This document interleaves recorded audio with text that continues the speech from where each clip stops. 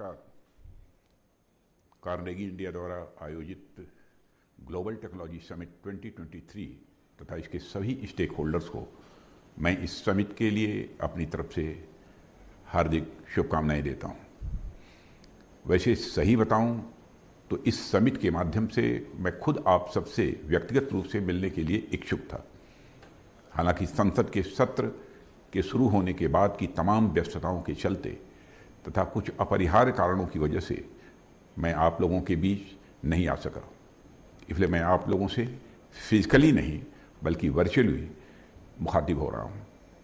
साथियों, यह भी एक अच्छा कोइंसिडेंस है कि ग्लोबल टेक्नोलॉजी समिट में आपसे मेरी बातचीत टेक्नोलॉजी के माध्यम से ही हो रही है और मैं समझता हूँ कि यह अपने आप में टेक्नोलॉजी के महत्व को दर्शाता है, जिसके माध्यम से मैं आप लोगों के बीच न होकर भी आप लोगों के बीच में हूँ।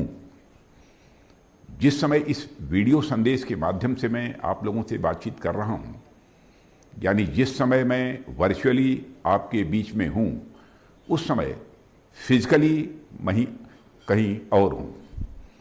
हो सकता है मैं इस समय किसी से मिल रहा हूँ या मैं संसद के सत्र में बैठा हूँ या फिर हो सकता है मैं कहीं और व्यस्त हूं। तो आप देखिए कि एक ही व्यक्ति इस समय दो अलग अलग जगहों पर अपना काम कर रहा है। एक जगह जहां मैं वास्तव में हूं और एक जगह जहां यह मेरा वीडियो संदेश चल रहा है। ऐसा भी संभव हो सकता था कि इस कार्यक्रम के अलावा कोई दूसरा कार्यक्रम होता तो मैं वहां भी वीडियो के माध्यम से उपस्थित होता। ऐसे 2, 4, 5 या 10 जगह और भी वीडियो संदेश के माध्यम से मैं उपस्थित हो सकता था।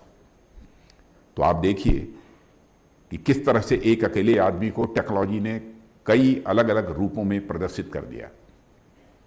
इसलिए साथियों, मैं समझता हूं कि टेक्नोलॉजी एक एक्सेस मल्टीप्लायर भी है, रीच मल्टीप्लायर भी है और फोर्स मल्टीप्लायर भी है। आप इसका उदाहरण ई लर्निंग में भी देख सकते हैं कि किस तरीके से ऑनलाइन माध्यमों से एक शिक्षक एक स्थान पर उपस्थित होकर देश दुनिया के अलग अलग स्थानों पर उपस्थित छात्रों को शिक्षा देता है। टेलीमेडिसिन की व्यवस्था भी आप देख सकते हैं कि किस तरह से देश के बड़े बड़े शहरों में बैठा हुआ डॉक्टर देश के सुदूर कोने में बैठे किसी मरीज का इलाज ऑनलाइन मीडियम से कर रहा है। कई बार तो ऐसे भी अवसर आते हैं जहां किसी कारणवश यदि डॉक्टर न पहुंच पाए तो डॉक्टर्स ऑनलाइन माध्यम से मरीज के ऑपरेशंस तक को अपनी गाइडेंस प्रदान करते हैं। साथियों, आज शायद ही ऐसा कोई क्षेत्र होगा जहां पर टेक्नोलॉजी की पहुंच न हो और उसने मानव का जीवन आसान न किया हो। एजुकेशन और हेल्थ जैसे प्रोमिनेंट सेक्टर्स के अलावा पब्लिक सर्विस और बैंकिंग जैसे अन्य सेक्टर्स में भी टेक्नोलॉजी हमारी क्षमता में वृद्धि कर रही है। यदि मैं देश के रक्षा मंत्री होने के नाते स्पेसिफिकली रक्षा क्षेत्र में टेक्नोलॉजी के ऊपर बात करूं तो यह कहना कोई अतिशयोक्ति नहीं होगी कि टेक्नोलॉजी रक्षा क्षेत्र में भी एक फोर्स मल्टीप्लायर के रूप में काम कर रही है। वर्तमान समय में जिस प्रकार की वैश्विक परिस्थितियां हम अपने आसपास देख रहे हैं, उसमें टेक्नोलॉजी का रोल डिफेंस सेक्टर में तो और भी ज़्यादा बढ़ जाता है। आप हालिया वैश्विक परिदृश्य पर अपनी दृष्टि डालें तो विगत 1-2 वर्षों में जिस तरह के हालात उत्पन्न हुए हैं, चाहे वह रूस यूक्रेन कन्फ्लिक्ट की बात हो या फिर इजराइल हमास संघर्ष की, इन दोनों ही संघर्षों में जिस तरीके से टेक्नोलॉजी ने एक गेम चेंजर की भूमिका निभाई है, वह किसी से छिपा नहीं है। Satellite based tracking systems, drones, guided missiles और राडार जैसे एडवांस टेक्नोलॉजी ने जिस तरह से युद्ध के परिदृश्य को बदला है, उसे हम सब देख रहे हैं। यदि मैं कहूं कि वारफेयर में टेक्नोलॉजी नामक एक नया वैरियर जुड़ गया है, तो यह कहना गलत नहीं होगा। टेक्नोलॉजी ने दिखाया है कि फोर्सेस की रीच को कैसे बढ़ाया जाए तथा हथियारों की लिथैलिटी को, यानी उसकी मारक क्षमता को कैसे अपग्रेड किया जाए। टेक्नोलॉजी न सिर्फ दुश्मन के ऊपर हावी होने में हमारी सहायता करती है, बल्कि अपने सैनिकों और सिविलियंस की सुरक्षा करने में भी हमारे लिए सहायक होती है। इसलिए यह आवश्यक है कि हम वैश्विक स्तर पर चल रही घटनाओं और उसके अनुभव से सीखें। साथियों, अनुभव एक बड़ा ही अनोखा शिक्षक है। अंग्रेजी में एक कथन है कि experience is the hardest kind of teacher, it gives you the test first and the lesson afterward. सामान्य तौर पर आप देखें तो यदि आप किसी स्कूल या कॉलेज में शिक्षा ग्रहण कर रहे हैं तो आपको पहले सबक सिखाया जाता है, फिर उस सबक के ऊपर आपकी परीक्षा ली जाती है कि आपने उस सबक को कितना सीखा और कहां तक उसे आत्मसात कर पाए। लेकिन जीवन का सिद्धांत इस मामले में बिल्कुल उल्टा है। अनुभव की पाठशाला में जिंदगी पहले परीक्षा लेती है, तब उसका सबक हमें मिलता है। निश्चित बात है कि यदि आप परीक्षा के लिए पहले से तैयार नहीं हैं तो आपको जो सबक मिलेगा उसके लिए आपको बदले में बहुत कीमत चुकानी पड़ेगी। इसलिए इसको अवॉइड करने का सबसे अच्छा तरीका है कि यदि आपको कम कीमत पर सबक सीखना है, अनुभव प्राप्त करना है, तो आप दूसरों के अनुभवों से सीखें।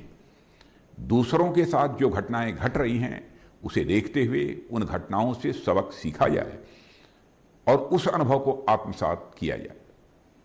और वर्तमान में जो हालात चल रहे हैं वहां से हमें यही अनुभव हासिल होता है कि हम जितना ज़्यादा हो सके डिफेंस सेक्टर में टेक्नोलॉजी को और अधिक से अधिक एडवांस्ड बनाएं। साथियों, वर्तमान में drones, cyber warfare, artificial intelligence जैसे मॉडर्न टेक्नोलॉजी की भूमिका को स्वीकार करते हुए हमें इसे अपने डिफेंस सेक्टर में बढ़ाने की भी आवश्यकता है। और चूंकि हम फ्यूचर ओरिएंटेड हैं तो हमारा फ्यूचरिस्टिक अप्रोच क्वांटम टेक्नोलॉजी के इस्तेमाल तक जाना चाहिए। कुल मिलाकर यदि मैं कहूं तो हमारी आर्म्ड फोर्सेस में पहले से जो सोल्जर्स, सेलर्स और एयर वॉरियर्स थे, उस आर्म्ड फोर्सेस में अब चौथे साथी के रूप में टेक्नोलॉजी की एंट्री हो चुकी है। इसलिए हमारी आर्म्ड फोर्सेस को टेक्नोलॉजी इंटेंसिव फोर्सेस के रूप में तब्दील होना होगा। निश्चित रूप से हम इस दिशा में आगे बढ़ रहे हैं। साथियों, मैं यहां एक और बात का जिक्र आपसे करना चाहूंगा कि यदि हम डिफेंस सेक्टर में टेक्नोलॉजी को बढ़ावा देना चाहते हैं तो हमें आइसोलेटेड वे में काम करने से बचना होगा। डिफेंस सेक्टर में टेक्नोलॉजी कोई आइलैंड नहीं है कि सिर्फ यही एक सेक्टर आगे बढ़ेगा और बाकी सेक्टर अछूते रहेंगे। हमें डिफेंस सेक्टर में कटिंग एज टेक्नोलॉजी को यदि बढ़ावा देना है तो हमें सिविलियन टेक्नोलॉजी पर भी उतना ही फोकस करना होगा। ऐसा संभव नहीं है कि डिफेंस सेक्टर में हमारी टेक्नोलॉजी बहुत एडवांस हो और हमारी सिविलियन टेक्नोलॉजी पीछे रहे। ठीक यही बात इसके विपरीत भी कही जा सकती है कि ऐसा भी नहीं है कि हमारी सिविलियन टेक्नोलॉजी बहुत एडवांस्ड हो और हमारी डिफेंस टेक्नोलॉजी पीछे हो। मैं समझता हूं दोनों ही एक दूसरे के पूरक हैं। यह सब तभी संभव होता है जब देश में रिसर्च एंड डेवलपमेंट का एक इनेबलिंग एनवायरनमेंट क्रिएट होता है। और मैं इस पर भी अपनी एक दो बातें आपसे करना चाहूंगा। रिसर्च एंड डेवलपमेंट को बढ़ावा देने के लिए जो सबसे पहली चीज चाहिए वह है फंडिंग को बढ़ावा देना। इसलिए हमें यह भी सुनिश्चित करना होगा कि देश में रिसर्च एंड डेवलपमेंट पर निवेश को बढ़ाया जाए। और जब मैं निवेश को बढ़ाने की बात कर रहा हूं तो यह सिर्फ सरकार की तरफ से नहीं होना चाहिए, बल्कि मैं इसमें प्राइवेट सेक्टर को भी आमंत्रित कर रहा हूं। यदि सरकार और प्राइवेट सेक्टर दोनों ही एक साथ आकर रिसर्च एंड डेवलपमेंट में इन्वेस्ट करते हैं तो चाहे वह सिविलियन टेक्नोलॉजी हो या फिर डिफेंस टेक्नोलॉजी, दोनों ही क्षेत्रों में हम बेहद तेज गति से आगे बढ़ेंगे। रिसर्च एंड डेवलपमेंट के क्षेत्र में दूसरी सबसे महत्वपूर्ण चीज कोलैबोरेशन की है। वह कोलैबोरेशन साइंटिस्ट, एकेडमिया तथा कॉरपोरेट सेक्टर एवं गवर्नमेंट की in house research and development lab के बीच भी होना चाहिए। हम एक साथ मिलकर आगे बढ़ेंगे तो हम बहुत दूर तक जाएंगे, ऐसा मेरा पक्का विश्वास है। इसके अतिरिक्त जो तीसरी महत्वपूर्ण बात है कि रिसर्च एंड डेवलपमेंट के लिए हमें नॉलेज शेयरिंग एवं इंटेलेक्चुअल प्रॉपर्टी प्रोटेक्शन पर भी फोकस करना ही होगा। यदि हम कोई टेक्नोलॉजी विकसित करते हैं तो उसकी नॉलेज शेयरिंग एवं इंटेलेक्चुअल प्रॉपर्टी प्रोटेक्शन हम किस तरीके से करें, किस तरीके से सूचनाओं का आदान प्रदान होगा तथा किस तरह से जर्नल्स पब्लिश होंगे, किस तरह से पेटेंट्स दायर किए जाएंगे तथा जब पेटेंट्स हासिल होते हैं तो उन पेटेंट्स को इन्फ्रिंजमेंट से बचाने के लिए उनका प्रोटेक्शन कैसे होगा। इसके अतिरिक्त हम इंटेलेक्चुअल प्रॉपर्टी प्रोटेक्शन एवं नॉलेज शेयरिंग को बैलेंस करते हुए किस तरह से वाइडर पब्लिक इंटरेस्ट को प्रमोट कर पाते हैं, इन सब पर भी हमें एक कंसेंसस बनाने की आवश्यकता है। हमारी सरकार का उद्देश्य इंडियन इकॉनमी को टेक्नोलॉजी पर आधारित नॉलेज इकॉनमी में ट्रांसफॉर्म करना है। यदि हम यह कर पाते हैं तो हम न केवल अपनी इकॉनमी को सबसे बड़ी इकॉनमी बनाने की ओर तेजी से आगे बढ़ेंगे, बल्कि एक बेहतर विश्व और बेहतर मानव समाज के निर्माण की ओर हम अग्रसर होंगे।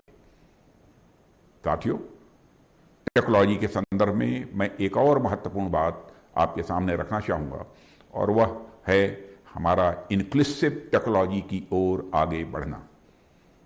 यानी हमें टेक्नोलॉजी पर काम तो करना ही है, पर ऐसा न हो कि टेक्नोलॉजी किसी खास समाज या राष्ट्र की बपौती बनकर रह जाए। ऐसा न हो कि टेक्नोलॉजी पर किसी एक पावर की मोनोपोली बन जाए। हमारा देश हमेशा से सर्वजन सुखाय सर्वजन हिताय के दर्शन पर आधारित ज्ञान का प्रचार प्रसार करता रहा है।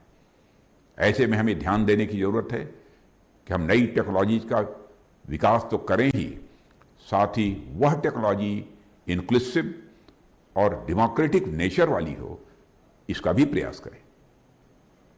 मुझे मालूम है कि इन सब चीज़ों का महत्व आप समझते हैं, इसलिए आप सब यहाँ एकत्र हुए हैं और मुझे पूरा विश्वास है कि आप सबके विचार विमर्श से बदली दुनिया में टेक्नोलॉजी को लेकर नए दृष्टिकोण सामने आएंगे। मेरी कामना है कि आप सबके विचारों का यह समुद्र मंथन सफल हो और इस समुद्र मंथन से जो अमृत निकले उससे न सिर्फ हमारा देश बल्कि समस्त विश्व लाभान्वित हो। इन्हीं शब्दों के साथ इस सम्मेलन की सफलता की कामना करते हुए मैं अपनी बात समाप्त करता हूँ। नमस्कार।